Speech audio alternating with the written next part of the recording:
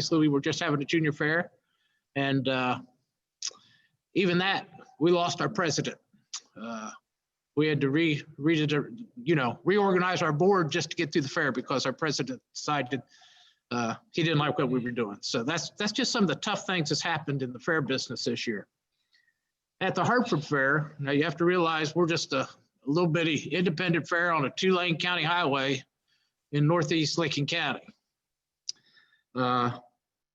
But we're pretty big in 4-H. At Wayne County Fair, the Hartford Fair are probably the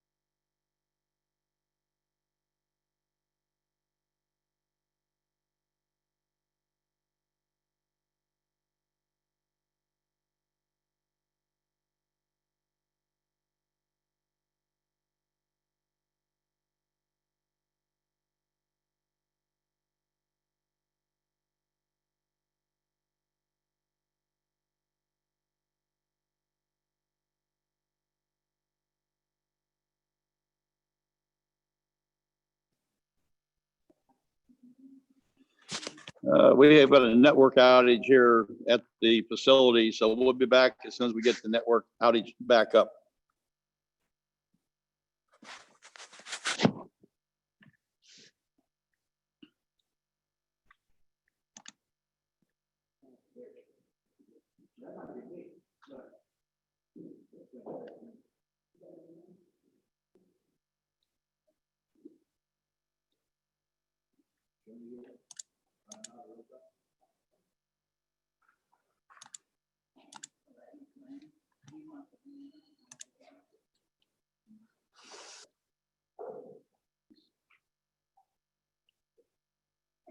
Rod, you back in?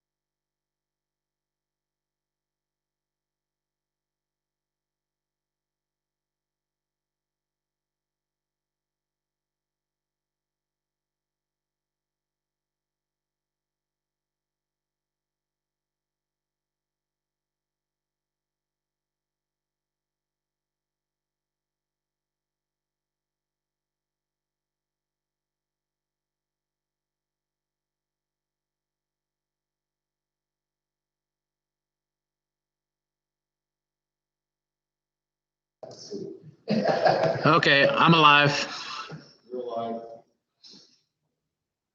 All right, apologize for the technical difficulties. Like we say, this is a different year. Howard, you gonna take your big picture off the screen? Yeah, go. I didn't think so. Nobody could hear it, so you gotta start over now. Paul said start over, they couldn't hear me. When you were on before, they never heard anything you said. Okay. Paul said no one heard anything I said earlier. Is that true? Shake your heads or. Okay. Paul's asking me to start over again. I got to find my notes again. All right. Can you hear me now? Everybody good? Okay. I just like thank everybody for their time, coming out today. This is different times. Hopefully the fair season this year won't resemble anything like what we suffered through last year. I would like to just say that this has affected every fair different. It's affected every fair board different. And we've just had to work our way through it.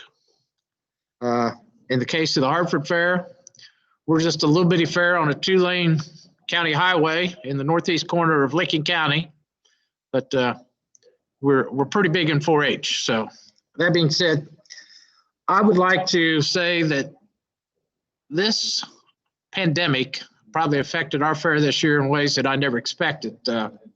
Once we decided to move forward, we were going to have a full fair. We allowed any of our fair board members that didn't feel like they wanted to be a part of it to just take a break from the fair board that year, and we'll get through it. It got a little harder than that. We ended up losing our president. He did not think we should have a full fair, so he resigned. So we had to reorganize our executive board to get through the fair. As we moved forward, we had a great relationship with our health department. Several of us met at the health board in Licking County 2 or 3 times. He come to our fair board meetings a couple times, and we had fair board members that were shocked that we were going to be able to do what we wanted to do. Then all of a sudden, less than a month before our fair, he comes to our meeting and pulled the plug on us. Somebody above him obviously had told him that they didn't think we ought to be doing this. So the pressure was put on him. So we instantly started to reschedule for a junior fair. As we're doing this, we had another little problem with our fair board.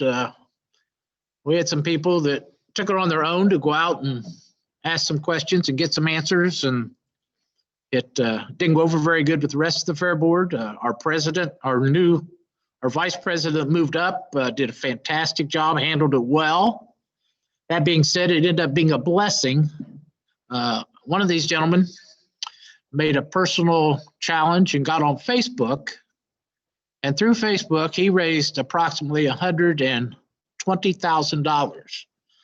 $2,500 donations from businesses, families, friends of the fair that wanted to help us put the junior fair on. We probably financially could afford to do it, but that was just huge for us to be able to go ahead and put the junior fair on for the kids. We had the sanitation stations. We had everything the health board, wanted. We still did. We only had about 9 concessionaires. We did not close our gates. You did not have to have a pass to get in. You could walk onto our fairgrounds. We had signs everywhere for social distancing, what we expected. Please wear your mask. The health department was only there one day to inspect those trailers. And discussions with her, as you walk around, you saw people standing there talking, and we asked her, what do we do? She made it clear we couldn't do anything. If people didn't want to wear a mask, didn't want the social distance, we couldn't cure it. But we moved forward. The concessionaires, the 9 of them, I think, did really well. We are a percentage fair, so we decided as a board to lower lower their percentage for the year. I think they all appreciated that and allowed them to keep a little bit more of their earnings. And their earnings obviously were hard to come by this year as the fair season went on. But it really went where we probably had 65% of our campers. We have about 700 campers on grounds, so we still were able to collect that camping money. Anyone else that had prepaid, we allowed them to roll that over to next year. Same with the concessionaires that we didn't use their deposits. We just allowed them to roll them over. So it's going to affect us next year because that's going to be income that's not going to come in, before the fair. Oh, my screen went blank. I'm sorry. But when we got most of our kids, I personally think probably got 70 to 75% of their experience showing their projects. The still projects, obviously, there wasn't anybody walking through looking at them to speak of. The animal shows, the judges and everything went well. And at the end of the day, I think we were pretty happy that we were able to make it as good of an experience as it was. And I guess that's about all I got, Howard. Okay, thanks, Rod. First, I'll give a plug to our sponsor today. It's Nutrient Ag Solutions. They're a large company across the United States that furnishes chemicals, seed, and so forth to the agricultural industry for commodity crops. So again, thank you to Nutrient Ag Solutions. Here at Summit County, we came up with 2 plans. But prior to coming up with 2 plans, we met with all of our 4-H advisors, our livestock committees, all of the people that are intricate to our fair here. This fair in 1957, when it got relocated here into a nonprofit, started out as a junior fair. So this was pretty easy for us. You okay, Meg? You have 2 things on? No, 1. Oh, Okay. got me. You mute? Rod got to mute. Okay, so anyway, we started out here in 57 as a junior fair. So this was not hard for us to create a junior fair scheme. After meeting with the 4-H advisors and assuring them that we were going to have something here for the commodity classes and as well as the dry good classes, we proceeded to build a Plan A. Plan A was strictly a junior fair because based back in April, May, that's what we had to work with. We also built Plan B, which added the rides, grandstand shows, and went to the health department.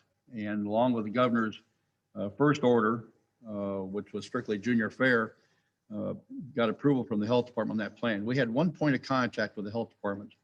We felt it was better to have 1 point of contact than multiple people working with our county health department here.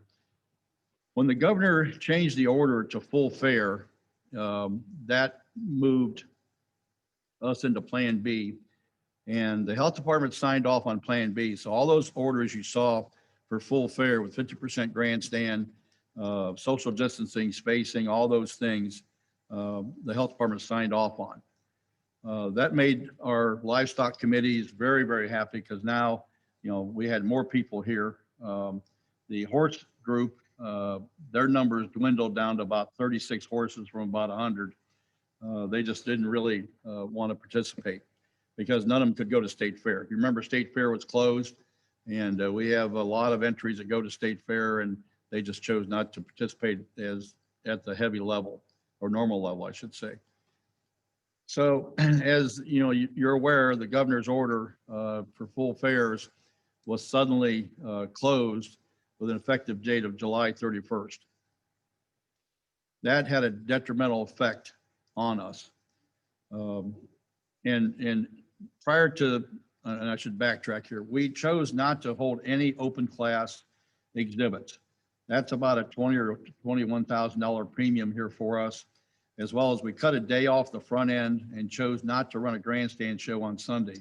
We had developed a new concept grandstand show for Sunday and chose not to pull that trigger on that. So in the grandstand, we had the demolition derby and 2 tractor pulls scheduled over the adjusted 5-day fair. But the order when the governor shut the fair is effective July 31st had a detrimental effect. Everyone thought we were closed. We have one person that mans the phones. And right off the bat, the question was, are you open? Are you open? About half of our commercial exhibitors did not show up. We had reduced our concessions count to spread them out. And the effect was we lost about half the gate. Now, what the other effect was that Colgan County is just north of us here. That county was locked down tight. They were tight, everything was closed in Colgan County. Those people up there, and the stimulus checks had come out, had money to spend. Now, it brought a very diverse group of people to our county fair, along with some issues that comes with, different people showing up here. Social media, our sheriff and group had tracked social media, knew there was going to be some concerns, and we nipped that in the bud pretty quick. We do have 2 deputies on our board, so that was supplemented our sheriffs, and the issues were quickly collapsed, and those people were escorted out. But they spent money. They spent a tremendous amount of money. Our demolition derby was the largest we'd had probably in 30 years. Our tractor pull was the largest we'd had for that type of classes that we'd ever had. Just because the demolition derby and the tractor pull were going to be the last ones in the state. So that worked out. So financially, by the time we shook everything out, we survived it because we had closed off our senior fair premiums. Our health department freaked a little bit. The first night of the demo derby grandstand show, we went to 50%, and they still freaked out. So we cut those numbers back for the tractor pull the next day, back a little farther, and she was still freaking out. But at least we followed through. I will tell you that our health department stood up to the governor. There's a call every Wednesday that started back in April with the health departments. And the governor point blank asked our health commissioner if we were being good inmates. And she replied, we're being excellent inmates, following everything. Their plan is solid. And I think he might have had in his mind to issue that order, that stay order ahead of July 31st. But again, those fairs that ran up to, that were able to run, I know here it had a determining effect on our attendance, but we survived. And we are a 24, we're a 12-month facility, and it was in our best interest to ensure that we worked closely with our health department because our arena complex here, which is 44,000 square feet of heated inside space, is critical to our 12-month survival. And by working with them hand in hand at the fair and prior to the fair and since the fair, we've maintained that relationship with our health department and have remained open to shows that are available to run, that mostly shows that are not interstate shows. So that's the story from Summit County. If you want to go ahead and raise your hand, we will try to unmute you, and maybe you can try to unmute yourself and go ahead and ask questions. We'll go with questions first, and then I'd like to ask a fair that did not do anything, who chose not to do anything, to talk about their decision-making and the impact on their community. Now, let's say one more thing. Impact on our community was huge. We had sponsors step up that we've never seen before to help support the program. And our community did not rebel against us because we did have a fair. You have both sides of this conversation. So why don't you go ahead and unmute yourself, and Charlie, can you watch the screen to see if someone's having trouble?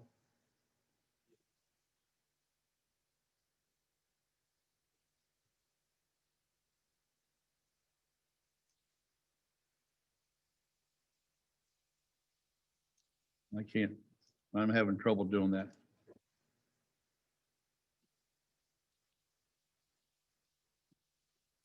Can get my participant window to come up now. Okay, well, since it says mute all, they can unmute themselves.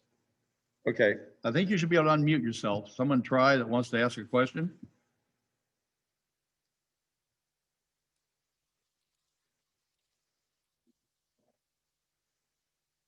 You can unmute yourself? Okay. You are a co-host. You should be able to see that.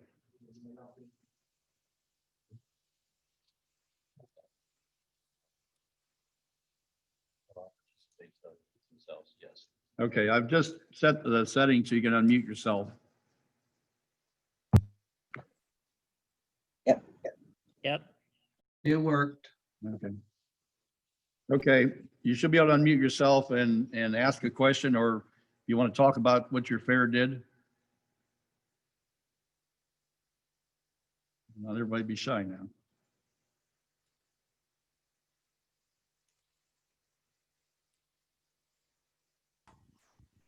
Can you hear me, Howard?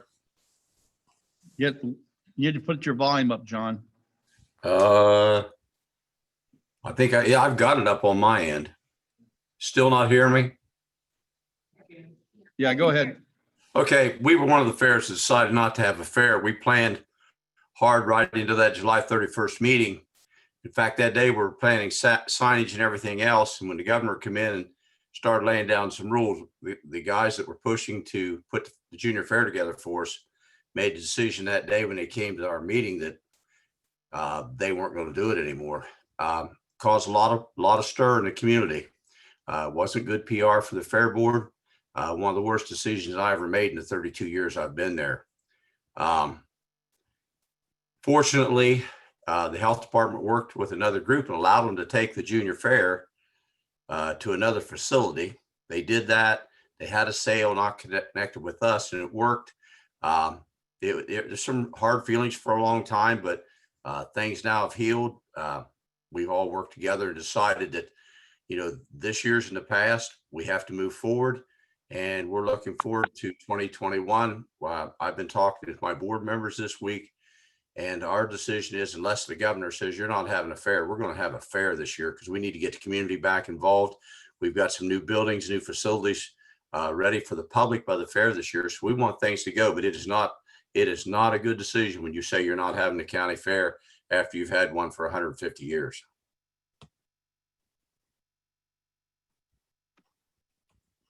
Money wise, we hurt. The 15,000 helped pay a lot of bills. We didn't have any income because they wouldn't let us have anything on the fairgrounds. They wouldn't even let the high school do a drive-through on graduation day. So we had nothing. We had planned on doing some drive-through dinners and things. All that was null and void. So it's been a year struggling for money, and I think it will be. But we gave all of our vendors and concessionaires and different people that have paid camping, different things that didn't get to use those. They're paid for this year. And like Rod said, it's going to hurt the bottom line coming this year, but we're all committed to make it. We've got a good small community. They support the fair, and we're ready to go. Hope we never have to see that decision again. Thank you. Yeah, I've been prompted to state that we had no confirmed COVID cases tracking. We had about 22,000 people here total, which is about half our normal attendance. But we had no confirmed tracking of COVID cases that came back to the fair. Vaughn is on from Pickaway County. I'd like for him to talk about his experiences with his full fair and then the aftermath. Vaughn, can you help us here?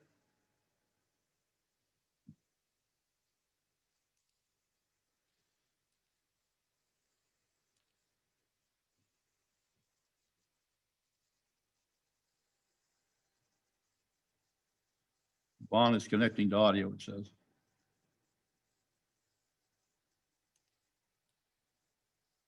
Vaughn.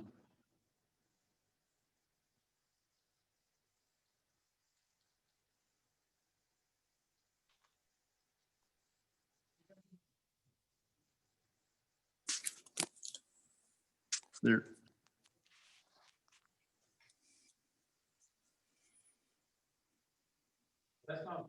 No, that's Dale. Howard?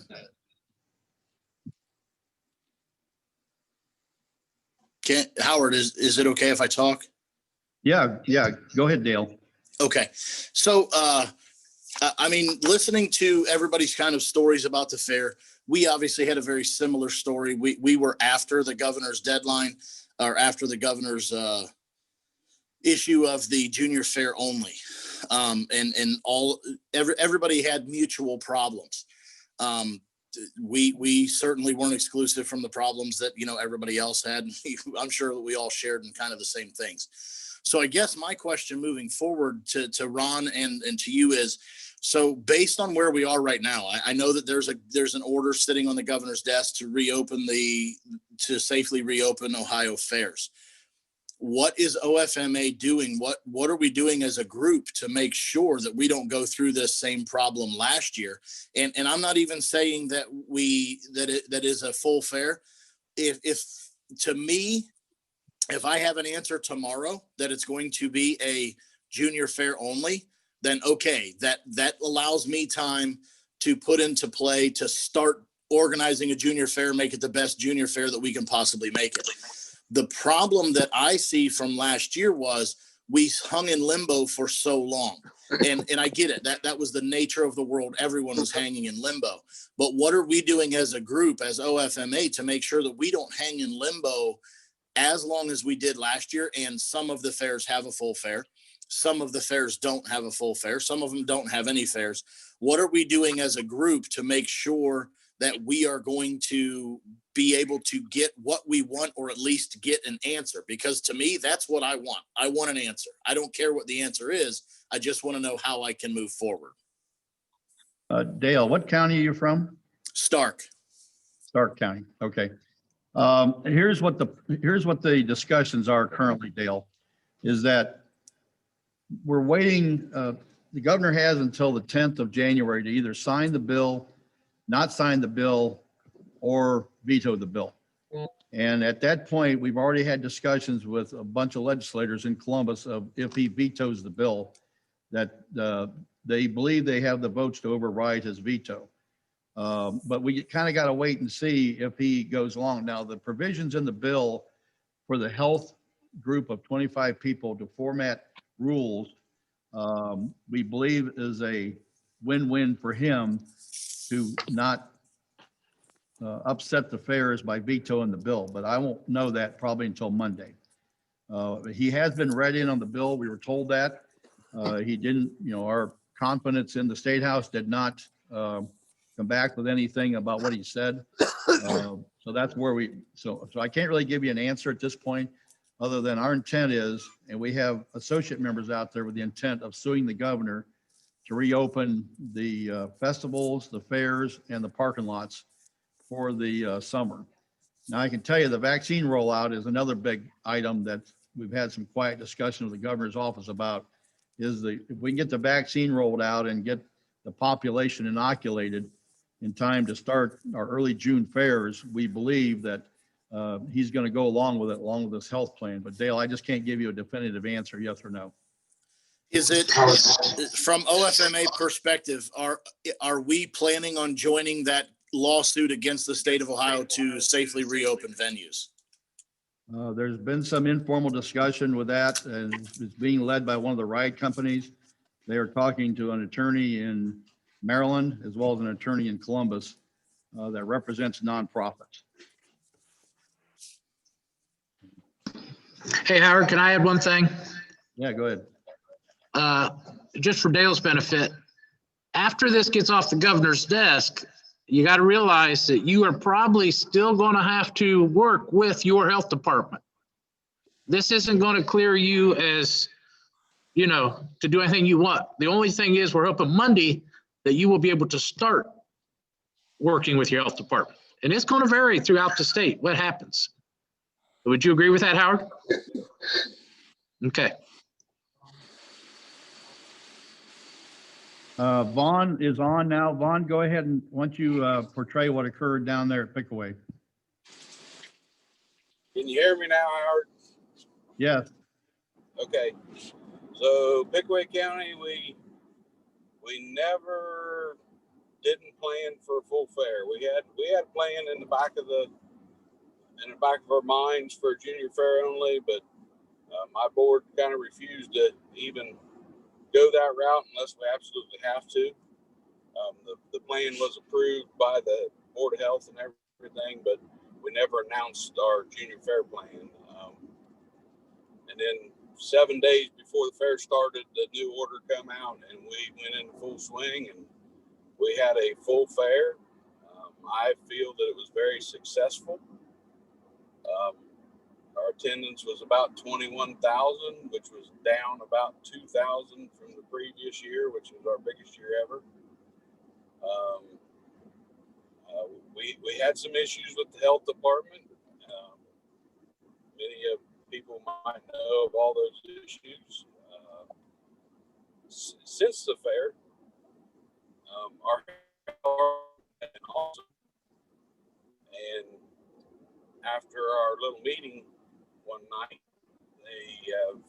they have basically approved everything that we have done on our fairgrounds.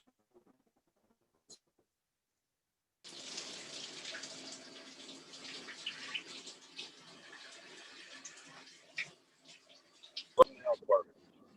And we have had multiple rentals, multiple weekends, weeks, everything, and we have had no issues whatsoever. So, and we're planning a full fair again this year unless somebody tells us different.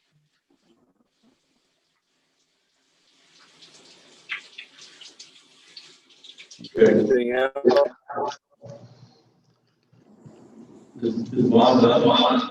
Yeah, hey, Vaughn, this is Rod. I'd just like to thank you for taking time out of your schedule to come up and testifying the day that we testified there in front of the House. I appreciate it. And Betsy made you look good. Okay, Clinton County's next.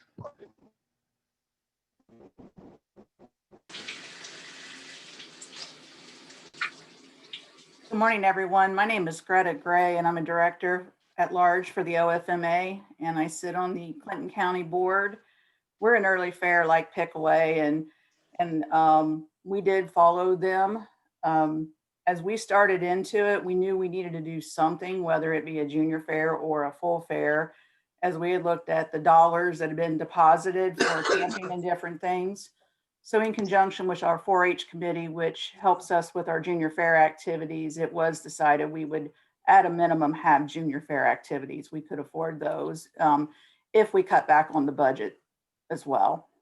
So we had made a decision at the end of May during a special meeting to proceed forward with a full modified fair.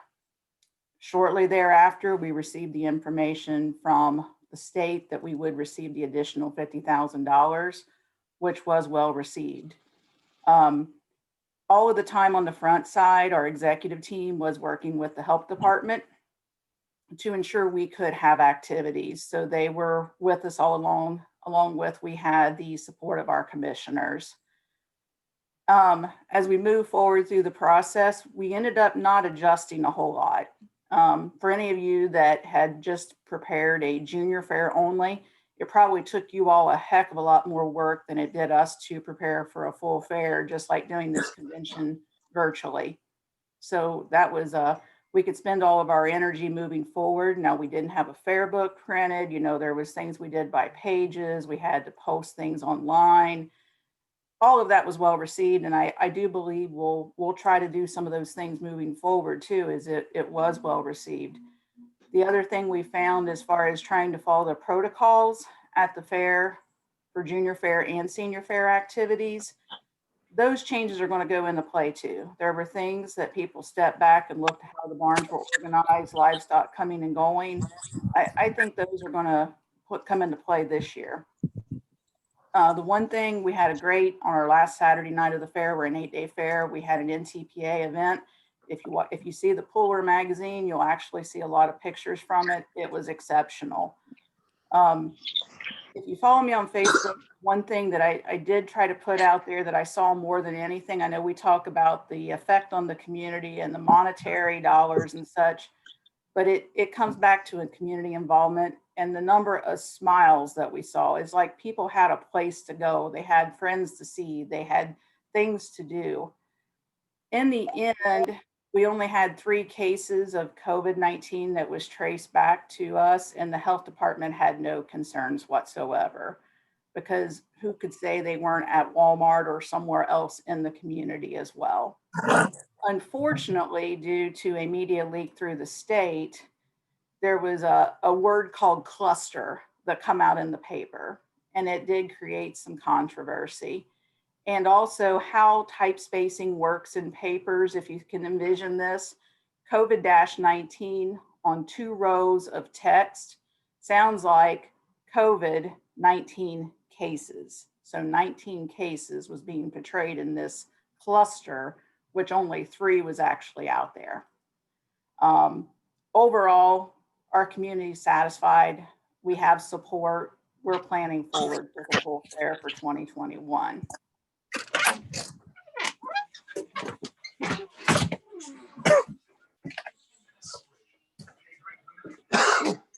Okay, thanks, Greta.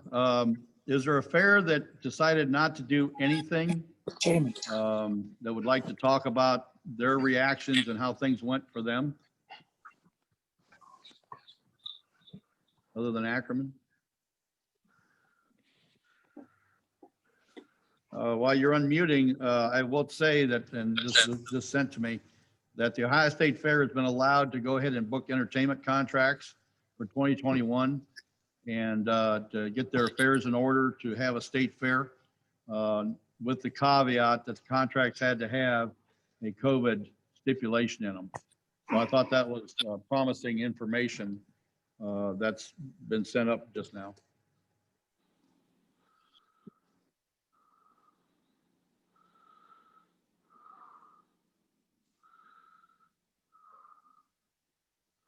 Would Medina County like to share their plan and what happened over there?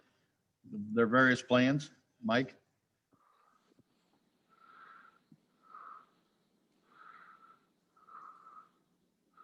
I thought I saw Medina on, maybe I didn't.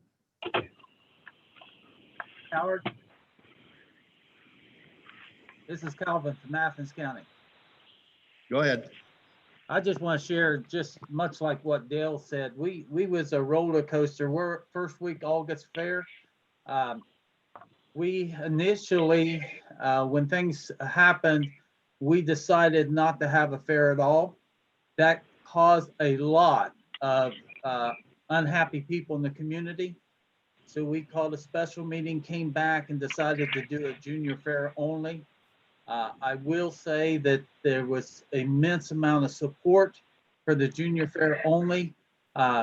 Most of our exhibitors participated. We were, much like Howard, you said, our horse population was probably the one that was affected the most with our horse shows and stuff. But the junior fair went really, really well. And I think the reason is we worked so close with our county health department and our plans, and they signed off on all of it. Our health department was very supportive to at least let us go through a junior fair. After the fair, we worked with the health department for 2 other events. Since we wasn't able to do a grandstand demolition derby, we came back after the fair, had a demolition derby working with the health department with a 50% attendance in the grandstand. That seemed to go well, and the truck pull event after the fair seemed to go well. There was some media, bad PR about that we kind of went more than 50% in our grandstands. But at the end of the day, the community really supports. And someone said earlier, when you've had a fair for 160, 170 years, you've got to make every preparation to continue that legacy, because the community expects it immensely. So I'd encourage everybody. We're planning right now for going for full fair. We're hoping that things work that way. We're making preparations. Yes, we're like everybody else. We rolled over our concessionaires, camping and that type of thing into the 2021 season, which will affect our revenue somewhat. But we're convinced that through sponsor support in our community, this is the right thing to do. So we're just hoping that we can go for the full fair. So that's kind of the Athens County report. Very good. Well, good luck to you. I see that there is a representative on here from Medina, either Mike Gall or Chuck Stiver. Would one of you want to speak to this? It looks like Mike Gall is going to speak to it. I'll let Chuck Stiver speak to what occurred last year. He was president at the time, did a very good job. So I'm going to let Chuck talk, and if I need to add anything at the end, I'll add anything. The floor is now his.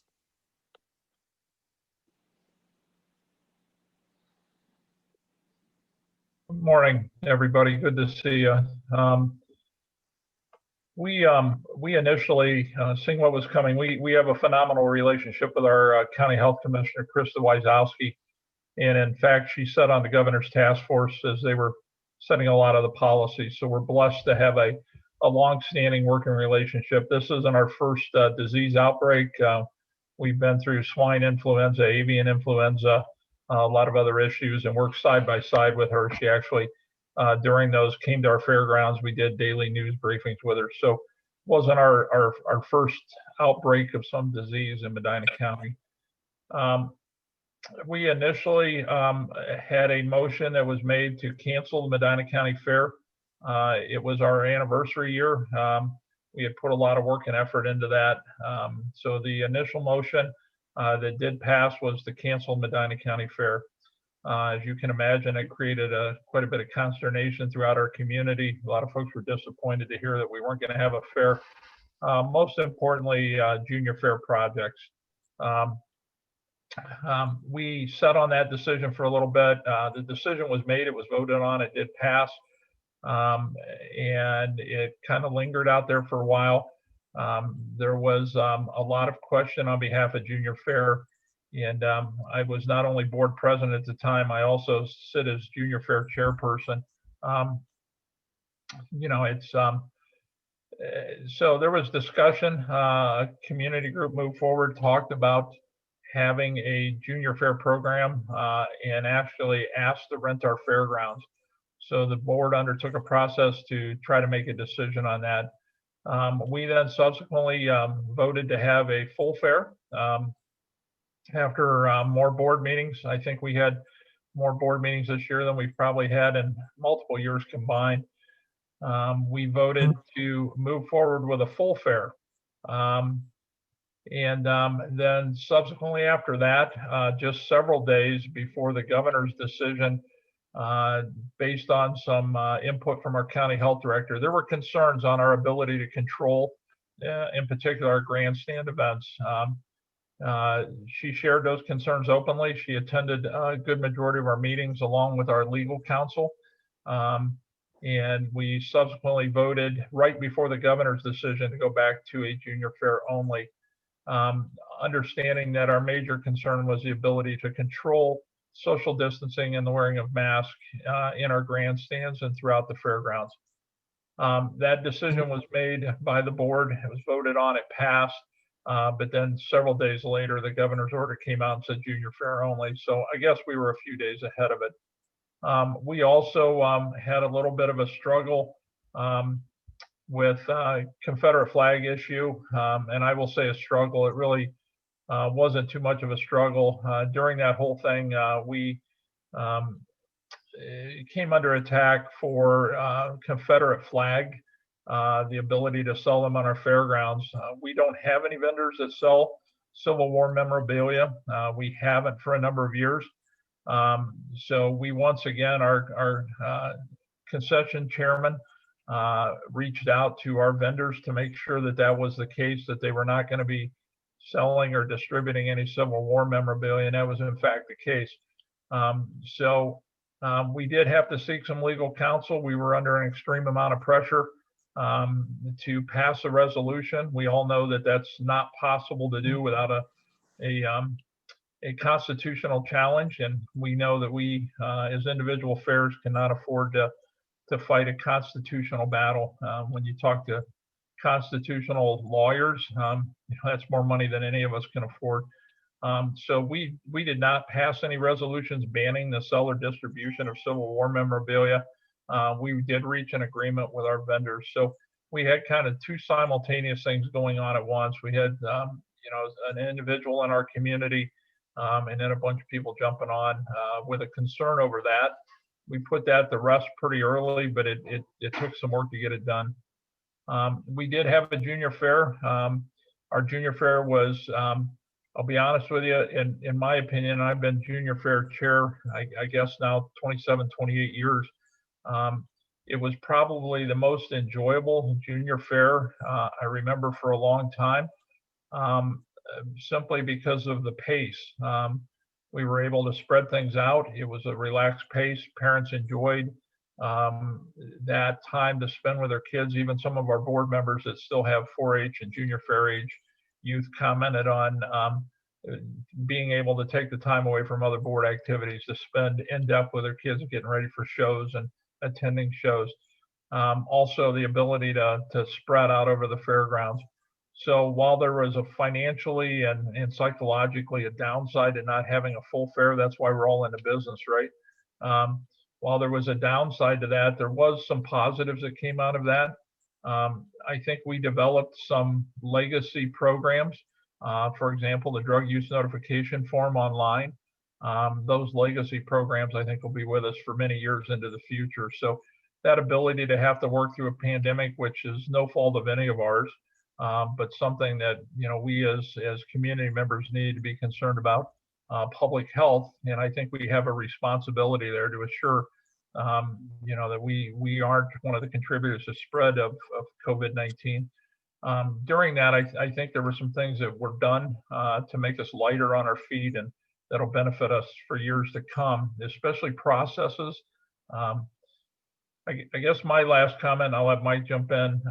I think the most difficult part as a board president, you know, my goal is when we went into it was not to have that be a divisive moment for our board.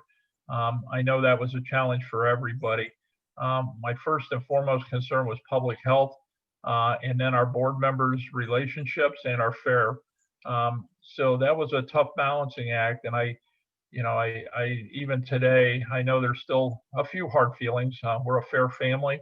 You know, we have some work to do to make sure that those relationships are healed, much like what's going on in our nation right now. So that was my main goal, that we do it as a group, that it wasn't an individual decision, and that at the end of that, we came out still as a fair family, able to move forward and host a phenomenal fair. Thank you, Howard. Thank you, Chuck. Excellent report. Chuck and I have known each other probably 40 years since he started on the board, and great job. So is there anyone else that would like to share?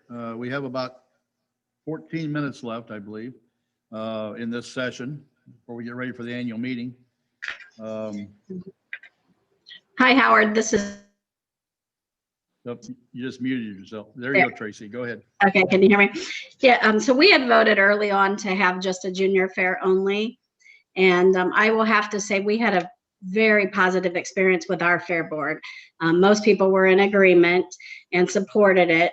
And we did allow them to choose if they were participating or not. So that was a decision we moved forward with. A very positive thing that happened during this year was we did get a very good relationship going with our health department, better than we ever have in the past. So that was a definite plus with that. They worked very closely with us. They supported us, and I think they really only came to the fair one day too, which is what I think happened at most fairs. So that was good. We did not have open gates, so we did not have it open to the public. The only people who camped were the fair board directors. And actually out of that was a very positive too, because we've never in the history of the fair had so much time to bond in the evenings and kind of build relationships. So that was a very, very good thing for us. The other positive that came out was a lot of the species have decided they're going to change how they do their shows. Change their dates, change their times, change their classes, that sort of thing. Like the other fairs, we also experienced horses being down. I think we were down at least 40% with the horses. Probably the biggest negative out of the fair was our food vendors were not very happy with their profits. But we knew that going in, you know, and we had limited how many food vendors did come in. But we did have a couple that were not very happy. We also appreciate the $50,000 from the state, because that did help tremendously, because we did not take in any profits this year. So I think that's about it, but it was a good experience for us. And it was, I agree with the other fairs, it was much more difficult to plan the junior fair only than to move forward with the full fair. Tracy, do you want to comment on your decision about your camping? Yes, we just decided early on that we didn't want to and have to enforce the social distancing. We didn't know how strict the health department would be or the state would be. So we did not open it up. So we brought in no income from camping. And can you talk to your relationship now with your health department? You do have an indoor facility. Are they allowing you to operate that? Yes, we would have to run everything through them, but yes, they've allowed us to have the events that we needed to have on the fairgrounds, not up to our normal, because most of them were canceled. Okay. We did Thank you, also Tracy. okay.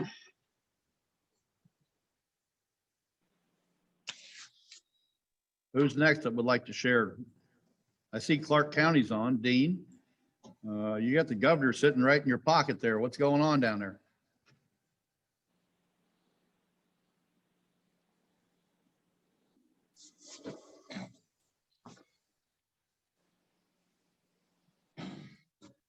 No, Clark County's not. Dean, would you like to share what Clark County did? I don't think that's Dean. I think that's about the next part. Oh, I'm sorry. Okay. He's unmuted. That's why I thought might be Dean. Is there anyone else that would like to share? I see we have Amanda Signs on. Amanda, you got any thoughts for the group? Well, I'll be on for the annual meeting session and give some updates. But just thank you for everything that you guys have all done, and you had a lot thrown your way and a lot of changes, and you all rose to the challenge. So kudos to you, whatever you're able to pull off. Good job. Okay. Thanks, Howard, I Amanda. had one thing. Howard, this is Kim. Yeah, go ahead, Kim. Yeah, just as a suggestion, reminder to everyone. Well, first, good morning. I'm with Lorraine County Fair. I'm a director and had the pleasure of serving as a director at large with the OFMA. For your contracts this year, if you haven't already, make sure you have a force majeure provision put in there. That provision will protect you. We hope we're going forward and we won't have to worry about getting out of contracts this year like we did last year. But that provision in your contract will give you an out in the event the governor or the health department or your local county health department or some federal department says you can't go forward. It gives you an out, the contract damages without any further obligation. We put that last year. I need some language, I can send it to you. It's about a paragraph long. It describes if there's a pandemic or epidemic or a government emergency, that you can get a contract, cancel the contract, and not have to suffer the consequences of any damages for a breach. So don't forget that this year. Hopefully we won't need them, but just in case. Thanks, Howard. Yeah, Kim, I shut your video off because it was intermittent, so you can restart your video, okay? Okay. Is there anyone else that would like to share or ask any questions of the folks that have presented today?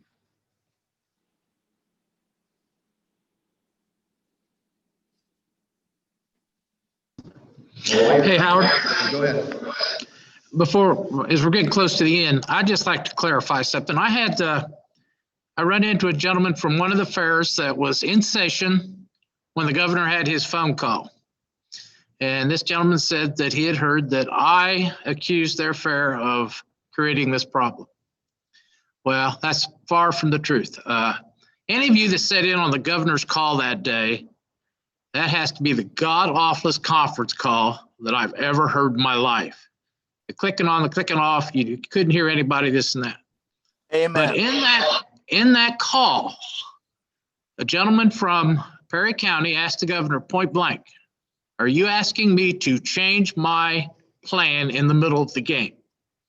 And the governor said no. Well, his plan was not to wear masks, not to control his grandstand.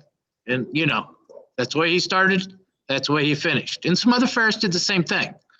I do not blame those fairs for doing what they had planned. I had no problem with it. I wore the mask when I traveled to fairs, and I went to a lot of fairs that week because it was the last week that the fairs were in.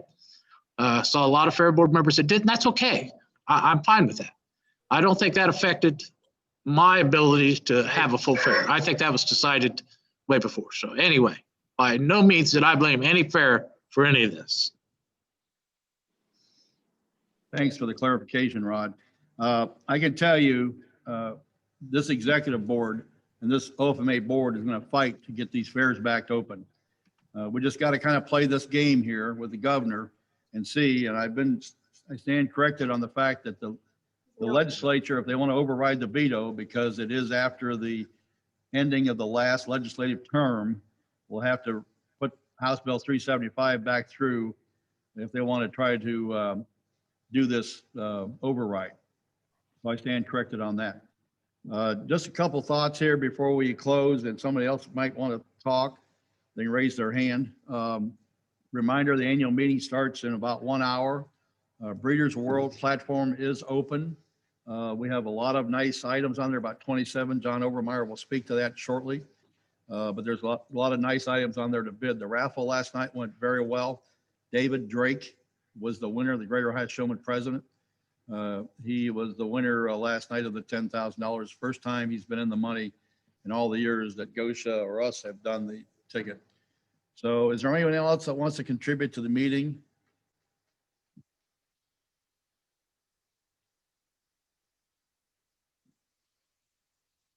Michelle, go ahead, from Crawford. Yes, I'm from Columbiana County.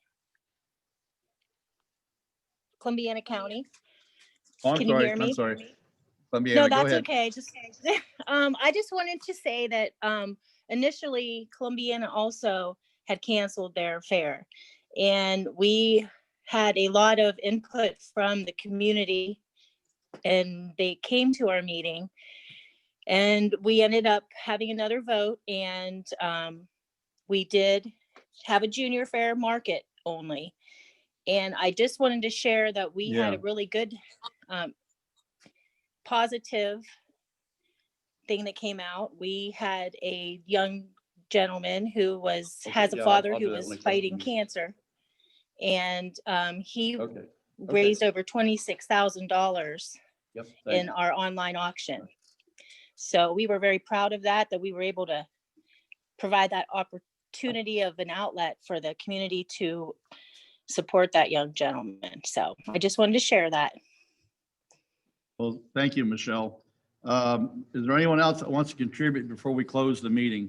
And reminder, this meeting is recorded and will be put up on our OFMA YouTube slot. You can go ahead and register there. It makes it a lot easier for you to get in to view the videos. And all the meetings for the next 2 months will be placed up on that platform, along with the raffle is either there or coming up. Dr. Forshay's session last week is up. I'm going to leave the accounting seminar up, and Bev will do that again here in another month. But it's people are viewing them. So, and just a reminder, as you come on for the annual meeting, if you could chat to Richard King privately, the name of your fair, so he can check off your delegate being in attendance. So is there anyone else that wants, Debbie Heppy has her hand up. Debbie, go ahead.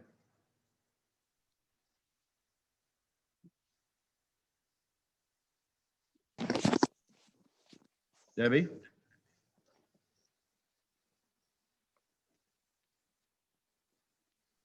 Actually, Howard, I was trying to shut off because I needed to go. Did I just say that? Yeah, no, I did. I just said that. Hey, Howard. Right. Are you there, Howard? You're muted. Go ahead, Chuck. We can hear you. Hey, Howard, I apologize for jumping back in, but I'd be remiss if I didn't mention something. As you're aware, with our relationship with our emergency management in Medina County and also our health department, our community center is back open. Our shows are back going, and that's with the hard work and dedication from the health department and her working with our vendors. And that's an enormous assistance financially to our fairgrounds. We depend on that income from our community center. Having said that, though, we're uniquely positioned, as many of our fairs are, and we're blessed to have a building of that size with those amenities. I would make a suggestion. Mike and I are currently, our community center is not only designated as an emergency shelter within our county, but also what's called a pod, a point of distribution for mass vaccination and immunizations. Mike and I are currently walking through, we have a long-standing emergency response plan to stand that pod up. And we're currently setting dates. Our health department is going to use our community center to offer those vaccinations up. 22nd and 23rd of this month will be the first days that that pod is opened up and available to the public to come into our fairgrounds to get vaccinated. We also did that during one of the other influenza outbreaks several years ago. I suggest that because the fairgrounds across the state are uniquely positioned with large buildings in that manner. But I mention it for two reasons. First of all, as community service, as kind of the hub in Medina County, we are the largest event. And we believe community service and promotion of agriculture are our main, what we do as a fair board. It definitely is probably going to be one of the greatest community service events that we do in our lifetime by opening up for COVID-19 vaccines and allowing them to use our facility at no fee. Secondly, it solidifies that relationship with your emergency response, EMA, and most importantly, the health department. So if they haven't reached out to you, you're not involved, I would highly suggest that you in future years solidify those agreements and offer up buildings and use of your facility. I think in times of emergency like we had this last year, it's good to have those relationships in place and be on a first name basis with those folks and know that we're there to help them and they're there to support us. Thank you, Howard. That's a very good point, Chuck. We do have several fairgrounds across the state that are currently having structures built on them for the vaccine distribution. And and again, that's a good bridge to have with your county health department, your county commissioner, and again, your county. And I can tell you that there is money for vaccine distribution. I would try to at least recover your utility costs at a minimum. I know that other fairgrounds are getting those agreements in place, and those structures are going up. I think down at Columbiana County, I believe that structure is nearly completed, and at Lake County, I'm aware the structure is in the process of going up. So those agreements are in place. So again, is there anything else before we part? And again, I've been reminded to subscribe to YouTube channel on the OFMA homepage so that you can just jump in and view anything. So is there anything else? Okay, I'm going to stop the recording and end the meeting. Thank you. We had 99 people on at one point, and appreciate